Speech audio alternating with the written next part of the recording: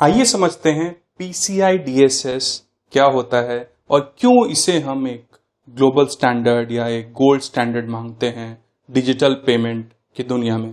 सबसे पहले PCI DSS का फुल फॉर्म क्या होता है? PCI DSS का फुल फॉर्म है payment card industry data security standards. तो जैसा कि नाम से ही क्लियर है, ये पेमेंट और कार्ड इंडस्ट्री का डेटा सिक्योरिटी का स्टैंडर्ड डिफाइन करता है। जैसे हमने कार्ड के बारे में देखा था कि कार्ड का डिजाइन कैसा होगा, थिकनेस क्या होगा, साइज क्या होगा।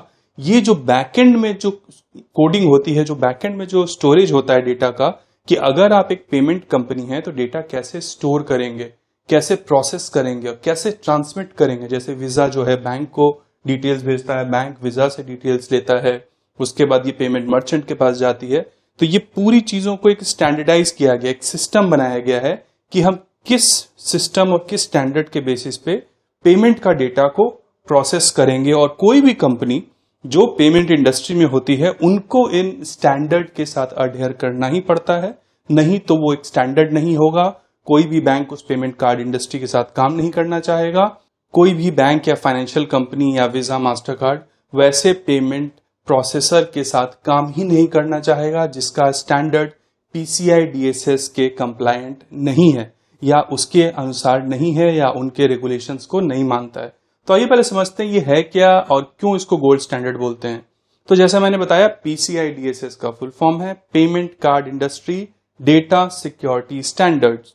तो ये जैसा मैंने बताया, ये पूरी दुनिया में एक स्टैंडर्ड है जो रिवाइज होता रहता है नए नए सिक्योरिटी के हिसाब से, नए नए फीचर के हिसाब से। और अगर एक कार्ड इशूअर है, मास्टर कार्ड, वीजा, बैंक से जो भी पेमेंट कार्ड इंडस्ट्री में है, उन सबको इन स्टैंडर्ड के साथ अडहेयर करना पड़ता है या उसको मानना पड़ता है। तो जैसा मैंने बताया, वर्ल्ड वाइड स्टैंडर्ड है, सिक्योर्ड पेमेंट करता है, स्टैंडर्डाइजेशन करता है और रिड्यूस करता है कार्ड से रिलेटेड फ्रॉड को। कैसे? क्योंकि मान लीजिए अगर क्या होगा कि उन्होंने देखा कि अब नए तरीके का फ्रॉड जो है वो सिस्टम में आ गया है, क्योंकि जैसे जैसे डिजिटल बढ़ता है वैसे वैसे फ्रॉड करने के तरीके भी बढ़ते हैं, बदलते हैं, चेंज होते हैं। तो ये जो स्टैंडर्ड है ये क्या करता है, उन स्टैंडर्ड्स को इम्प्रूव करता है, नई नई चीजें स्टैंडर्ड को में डालता है और फिर ये स्टैंडर्ड को जो जितनी भी पेमेंट कंपनी है फॉलो करती हैं। तो इनका जो स्पेशलाइज्ड काम है वो यही है। इसका मतलब ये ज्यादा बेटर इक्विप्ड है उस स्टैंडर्ड को डिफाइन करने के लिए, क्योंकि इनका मेन काम ही यही है कि वो स्टैंडर्ड को डिफाइन करें और बाकी लोग उसको फॉलो करें। तो अब इसमें आप बोलेंगे कि किस तरह की चीजों को स्टैंडर्डाइज करता है या एक लागू करवाता है।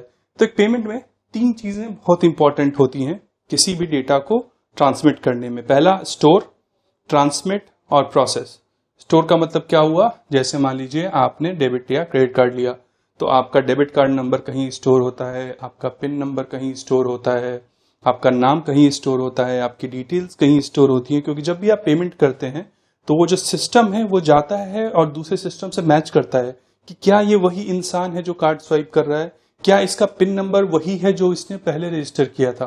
तो ये सारी चीजें स्टोरेज के अंदर आ जाती हैं, आपका नाम, आपकी डिटेल्स, ये सारी स्टोरेज में आती है। तो अब ये डिफाइन होता है कि आप स्टोर किस स्टैंडर्ड पे कर सकते हो, किस तरह का इंक्रिप्शन यूज करोगे, किस तरह का सिस्टम यूज करोगे, किस तरह का आप कोडिंग यूज करोगे, किस तरह का आप एक सिक्योरिटी स्टैंडर्ड बनाओगे। कि ऐसा तो है नहीं कि आपने जो डेबिट और क्रेडिट कार्ड का पिन नंबर वो एक्सेल शीट में किसी डाल रखा है कि कोई जा रहा है और मैच करके आ रहा है। बहुत ही हाई लेवल का इंक्रिप्शन स्टैंडर्ड होता है और बैंक को भी नहीं पता होता कि आपका पिन नंबर क्या है, आपका बाकी डिटेल्स क्या है। और इस तरह के स्टैंडर्ड को डिफाइन करता है और वही स्टैंडर्ड बाकी सारे बैंक्स और फाइनेंशियल कंपनीज या आप कह सकते हैं intermediaries like visa, master card, RuPay, MX और ये सब जितनी भी कंपनीज हैं वो फॉलो करती हैं। दूसरा होता है ट्रांसमिट। ट्रांसमिट का मतलब क्या हुआ?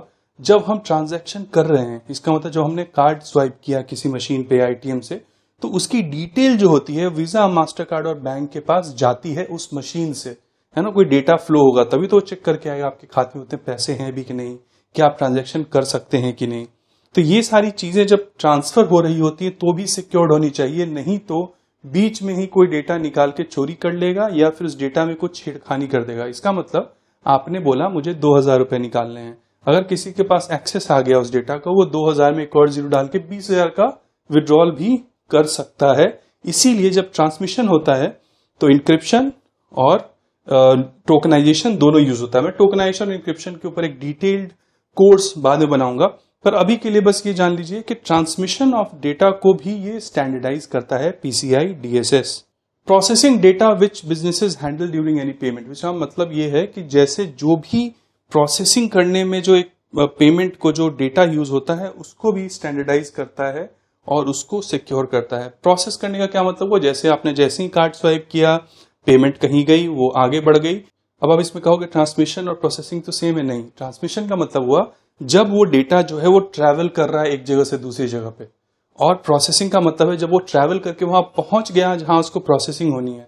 जैसे वीजा से मान लीजिए बैंक के पास जा रहा है या मास्टर कार्ड से बैंक के पास जा रहा है, तो जब जो वो जा रहा है डेटा उसको हम ट्रांसमिशन बोलेंगे, और जब वो बैंक में पहुंच गया और पहुंचने के बाद फिर वो प्रोसेसिंग होगा कि क्या इसके खाते में पैसे हैं कि नहीं, पिन नंबर सही है कि नहीं, कोई ब्लॉक तो नहीं है इस अकाउंट में, तो उसको हम बोलेंगे प्रोसेसिंग।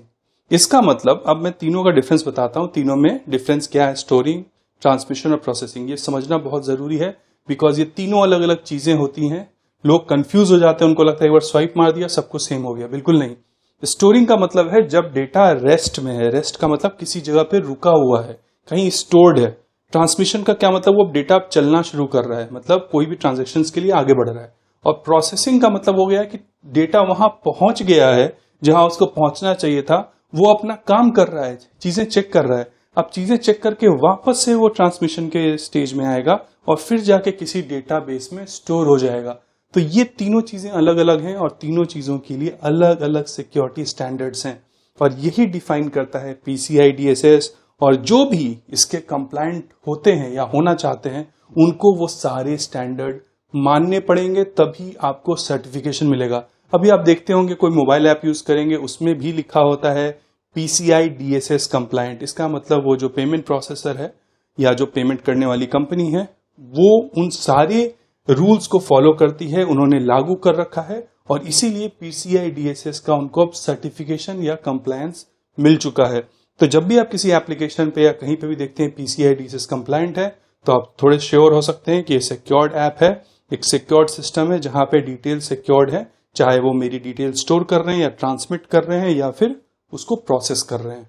तो पीसीआई डीएसएस के 12 रिक्वायरमेंट्स होती हैं हाई लेवल पे, और उनकी 6 कैटेगरीज या गोल्स होती हैं कि उन कैटेगरी के अंदर में क्या क्या चीजें करना अनिवार्य है अगर आपको पीसीआई डीएसएस कंप्लायंट होना है। तो इसके बारे में मैं अगले सेक्शन में डिटेल में बात करूंगा कि वो कौन से 12 हाई लेवल रिक्वायरमेंट है और वो कौन से 6 कैटेगरी और गोल हैं जिसके अंदर पीसीआई डीएसएस आप कह सकते हैं एक तरीके से एक आर्किटेक्चर, एक तरह से कह सकते हैं कि आप एक सिलेबस बनाता है कि इन्हीं सिलेबस के अंदर में आपको रहना है, और ये सारी चीजें अगर आपने कर ली तो आपको सर्टिफिकेशन मिल जाएगा, आप पास हो जाएंगे अगर आपने ये सारी चीजें कर ली तो उसी को कहते हैं 12 high level requirement under 6 categories PCI DSS के अंदर में। भारत में रिजर्व बैंक ऑफ इंडिया ने कुछ एडिशनल गाइडलाइंस भी दी है डिजिटल बैंकिंग के लिए।